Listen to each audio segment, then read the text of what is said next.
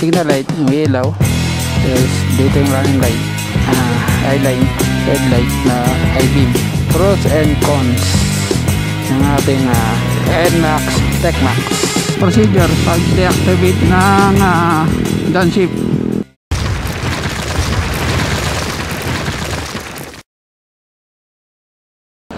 Yo, what's up mga pengo, and welcome to another episode. This is our bike, napakadumi. Ito na yung signal light, may ilaw. Tapos dito yung running light, eyeline. Tapos ito yung headlight na low beam, headlight na high beam, projector type. For today's video ay pag-usapan natin ang pros and cons ng ating NMAX TechMax. So ngayon ay nandito tayo sa Hala-Hala, Rizal. Dito tayo dadaan papuntang Laguna, ilusutang papuntang Laguna. Ito, babaybayin natin ang lawa. Disclaimer lang mga pengo, ito ay ayon sa aking experience and sa ating pananaw, ating idea kung ano yung pros and cons, saka yung paggamit ko ba. Ilang buwan na sa akin, March ito nang binili, March 16 yata, ganun date, basta second week of March, April, May, June, July, bali mag 4 months na so ito na yung tamang oras para pag-usapan natin ang pros and cons. Direct to the point yung sasabihin ko para hindi mahaba yung aking video. Kung makikita nyo sa aking panel, nagdikit ako ng notes, baka makalimutan ko yung aking sasabihin may ginayong merong nakasulat dito, titignan ko na lang. Sa pros na lang, sa advantage na lang yung ating unang sasabihin muna, yung mga gusto, likes. Number 1, engine performance. Isang number 1 pros ko kasi nga malakas ang makina. Pwede mo siyang iset sa T mode and S mode.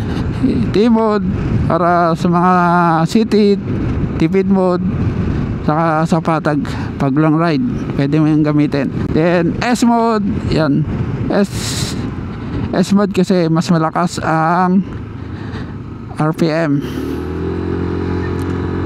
kaya mas maganda ito sa ahon, saka sa bangkingan. Pwede sa patag pero aggressive kang kung mag-drive. Number 2, safety features, ABS, saka sa traction control. ABS, ano ba ibig sabihin ng ABS? ay anti-lock braking system, kung tama ako comment na lang kung mali ako, para hindi mag-lock yung ating gulong pag nagbe-brake tayo. Sudden brake, meron siyang papaganahin niya yung ABS niya para hindi siya mag-lock. Kumbaga mayroong blip, alternate siya, kapit, bitaw, kapit. Mararamdaman mo may pinipitik sa inyong brake levers. Pangkaraniwan nagagamit ko ito kapag sudden brake, mas malakas sa rear brake. Tapos mararamdaman mo yung ABS module, ABS motor, umaandar siya, maririnig mo yung hugong. Yan.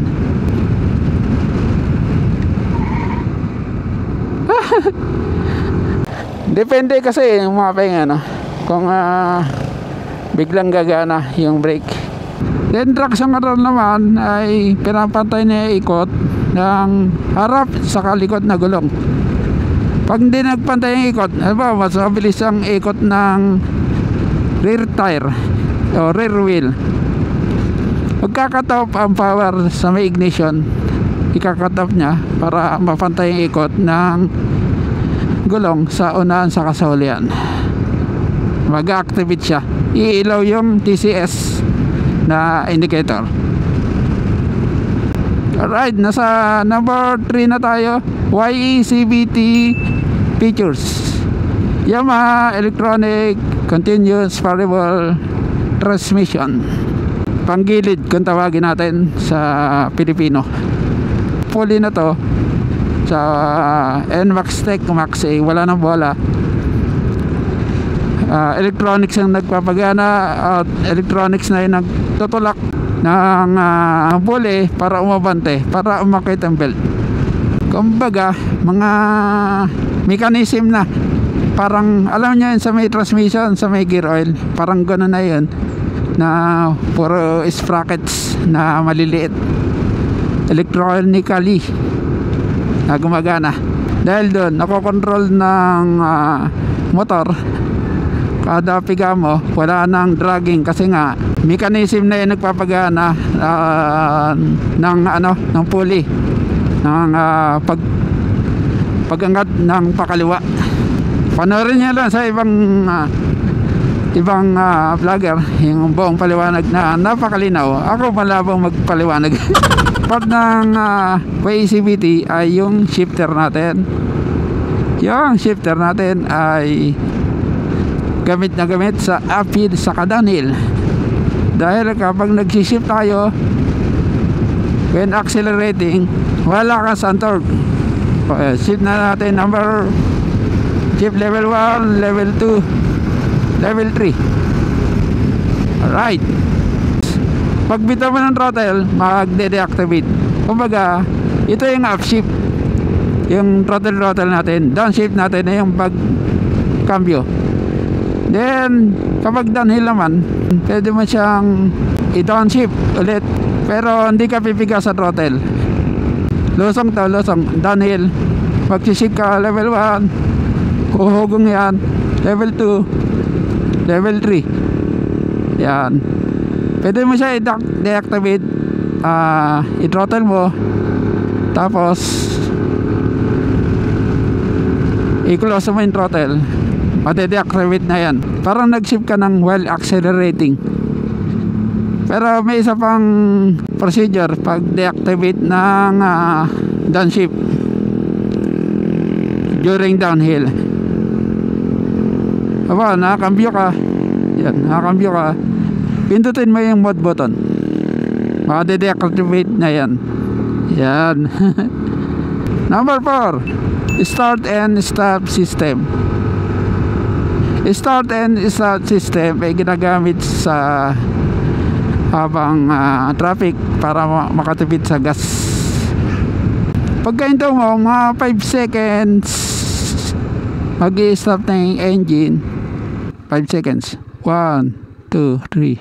3 seconds pa nga eh. Tapos i-blip mo yung throttle. Yan, para gumana ulit. Number 5, dual display. Yan, meron siyang dual display mga pengo. Top display, makita yung speedometer, saka fuel tank gauge, tapos odometer. Sa babang display naman, makita mo yung tachometer, ready mode, saka clock. Ilagay sa menu, music, auto trip, meter display, navigation, napaka viewable. Saka yung mapa, viewable siya. Madaling i-connect yung mapa. Kinagusto ko rito yung startup. Pag on mo ng knob dito sa knob switch, sa main switch, makikita mo Yamaha dito. Yamaha.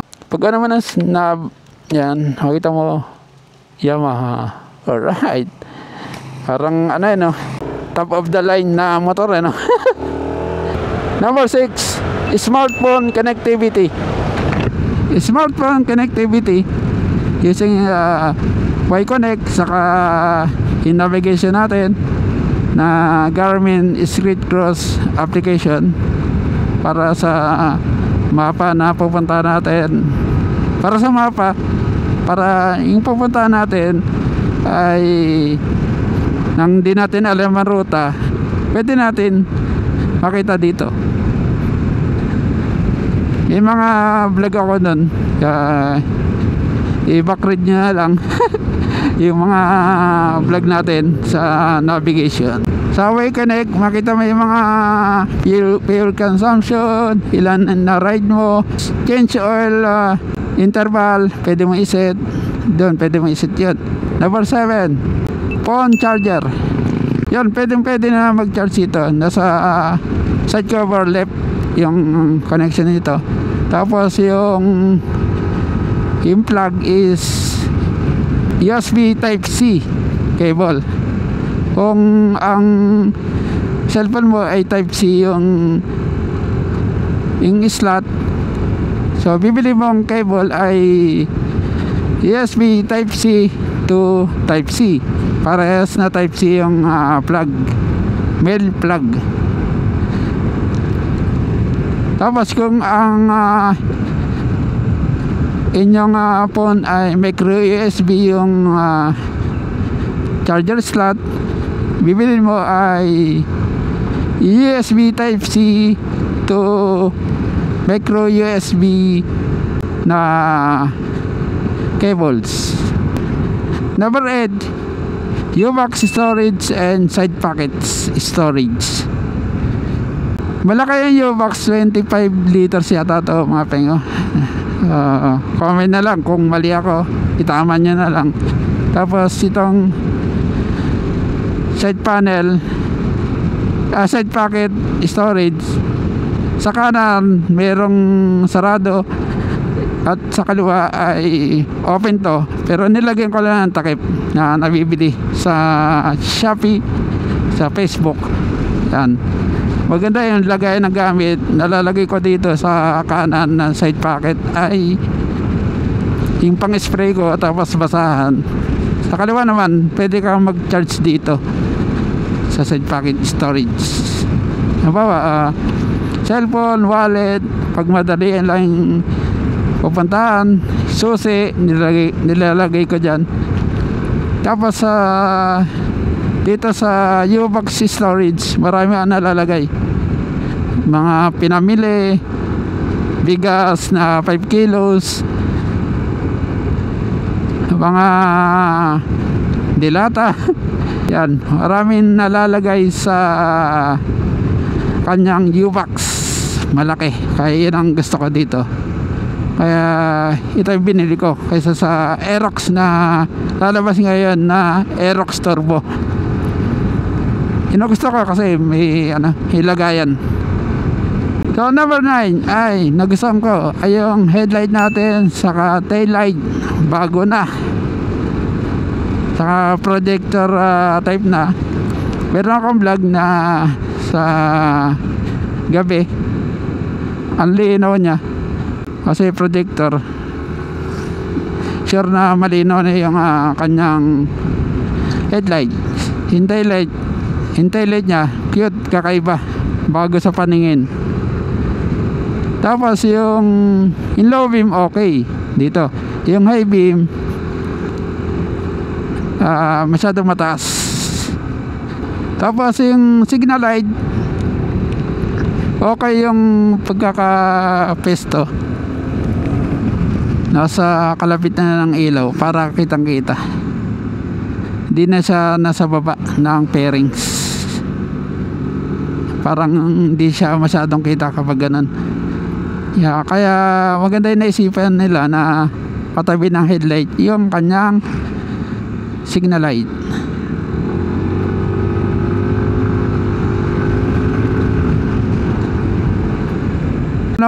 All LEDs na yung mga ilaw, lahat. Yun lang yung DLED, yung plate light.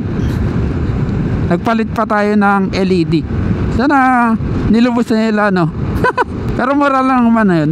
Nasa 200 pesos lang. Dalawa na yung LED, T10 LED light. Number 10, many accessories available. Alright, yung mga accessories na available na pang NMAX V3 or NMAX TechMax. Brake lever natin pang NMAX V2. Yung ibang accessories ni NMAX B2 pwede sa NMAX B3, NMAX TechMax. Katulad ng fender extension sa harap, para sila. Saka yung RCB mags natin, pang NMAX B2 yung ginamit natin, swak na swak. Dahil diba sa ibang bansa, sa Indonesia, matagal nang available yung NMAX Turbo or NMAX TechMax. Ang dami na na accessories. Katulad dito, NMAX Turbo tank pads or deck pads. Kasi ito hindi siya fit sa NMAX B2, pang NMAX Turbo lang talaga. May nabibili na tayo, marami na available. Tapos yung mga ano natin dito sa right panel natin, merong sticker. Tapos yung mga windshield, marami available na. Tapos yung shock, pares ng NMAX B2 to. So yun lang yung ating pros natin, yung advantage dito. Pero sa tingin ko marami pang iba na maaari nating advantage sa naka NMAX TechMax. So comment na lang kung ano pa yung advantage sa naka NMAX TechMax para makatulong sa mga naghahanap pa ng mga inputs. Doon tayo sa highway, sasabihin ko yung cons. So ngayon naman ay pag-usapan naman natin yung cons, yung disadvantage at mga dislikes. Siyempre kapag may advantage, may like, may dislikes. Wala namang perfectong motor no? Kahit yung tao, walang perfectong tao. Number 1, cons. Mukhang bigot. Kasi makikita niya sa headlight, yung mata, yung kilay, mata sa gitna. Tapos pagdating ng nguso, nawala yung design. Mukha naputol ba, pang walang walang bibig. Kaya tinatawag na bingot, na ganun siya. Diba sa side, tignan mo sa side, ganito siya, tapos bilang nawala. Biglang ganun. Kung ikaw ay isang rider na gusto ay pagandahan, ang motor na ito ay hindi para sa iyo. Depende kasi sa tumitingin. Nagandaan ako dito yung kilay saka mata. Pero kung ikaw ay gusto mo ay performance, ang motor na ito ay para sa iyo. Number 2, seat and fail to connect in Y-Connect. Sa seat muna tayo. Sa seat, okay naman pag yung ride mo ay short ride lang, halimbawa 1 oras lang, okay naman yung kanyang seat dahil malambot nga, makapit. Okay naman makapit. Problema lang kapag nag-ride ka na ng 2 oras, 3 oras, masakit na sa puwet. So every 2 to 3 hours ay mag-i-stop over ka para mag-unat-unat ng puwet. Masakit sa puwet kapag matagal na. Sinama ko na rin yung sa pong connectivity. Garmin lang yung na-connect sa navigation. Madali siyang i-connect. Pero yung Y-Connect, minsan di siya ma-connect. Minsan nahihirapan tayo. Kailangan mo pang i-on off yung Bluetooth natin sa smartphone. Minsan nagluloko, minsan ayaw mag-connect. Pero minsan connect naman. Pero depende sa smartphone. Saka yung mga naka-iPhone, minsan nahihirapan. Tapos minsan na-connect na yung ibang user. Pero depende na rin sa model, depende na rin sa yung signal or walang interference, radio waves, ganyan. Number 3, can clean the CVT. Why CVT? And can upgrade the CVT. Wala pang available sa market ng pulley sa drive page. Kung ikaw ay addict sa pag-upgrade, gusto mo ng arangkada, ang para sa iyong motor ay NMAX V3 standard. So number 3 ano, di ma-upgrade yung CVT, saka nakakatakot linisin.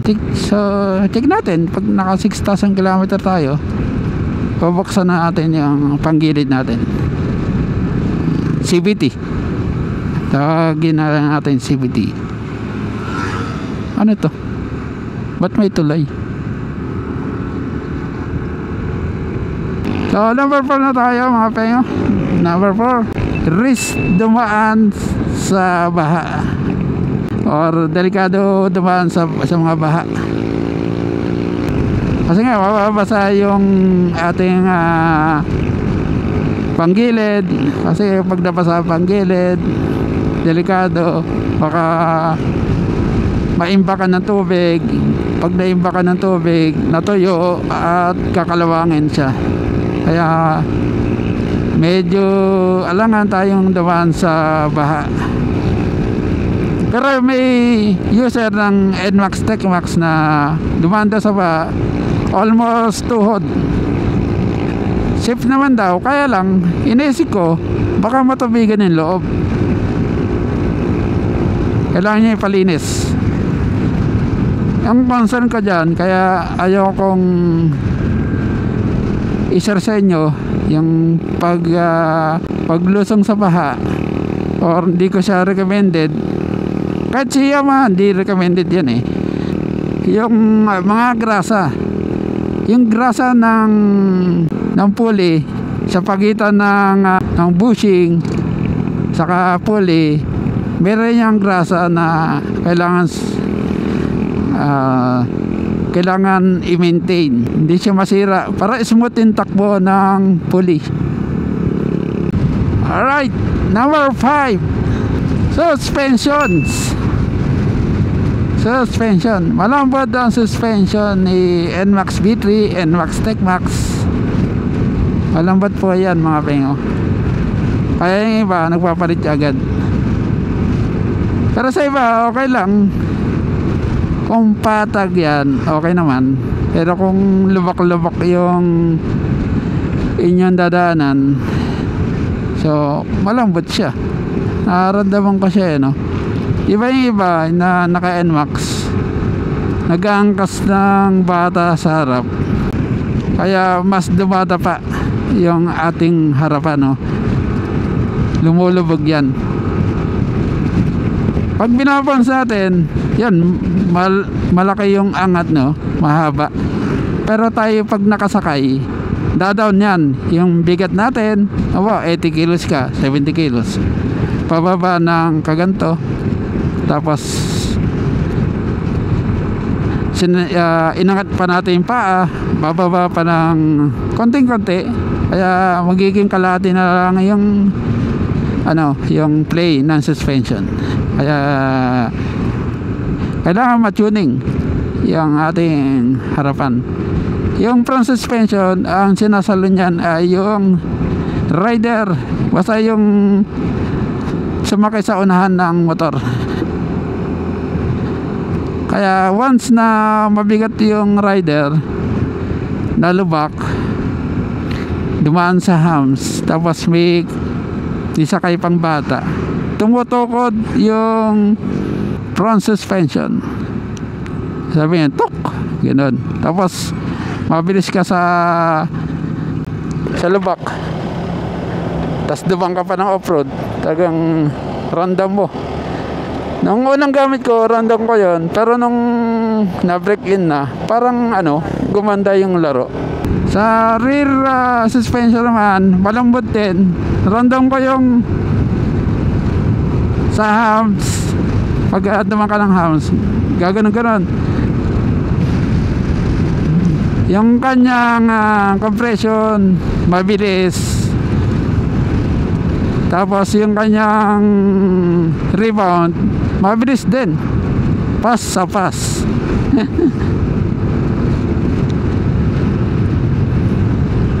Lalo't may angkas, random ko yun. Pag nabigla sa ano, sa hams, sa lubak, sumasayaw parang chubibo yung ating motor. Kapag na-hams, kapag nalulubak na malalim, random natin yan. Kaya I require na paltan ng suspension. So yun lang mga pengo, yung ating vlog for today, yung pros and cons. Kaya mag-share din ng pros and cons nyo, kung ano ba yung advantage para sa iyo ng NMAX TechMax, saka disadvantage sa mga meron na, yung mga subscriber natin na meron ng NMAX na TechMax. Paki-comment na lang para matulungan natin yung mga viewers natin na naghahanap pa ng inputs, para makumbinsi sila na bilhin ang NMAX TechMax or NMAX B3 standard. Isa pa, nalilito ako dito sa ano, yung concert rin. Nalilito ako sa busina saka shifter. Minsan napipindot ko yung busina kung gusto kong mag-shifter. Minsan magsiship ako pero busina napipindot ko. Kayo rin ba? Woohoo! Pero overall mga pengo, enjoy ako dito sa NMAX na to. Pwede mag long ride. Kung merong issue sa inyo, kung meron kayong hindi gusto, so marami naman accessories at marami naman paraan dito sa mga motor. Hindi lahat ng motor ay perfecto, kahit ang tao ay hindi perfecto. Yan, alright mga pengo. Kung nagustuhan nyo yung aking vlog, kindly subscribe mga pengo. Hit nyo lang yung subscribe button and bell notification for more updates and episode mga pengo. Stay safe and ride safe always, and bye bye.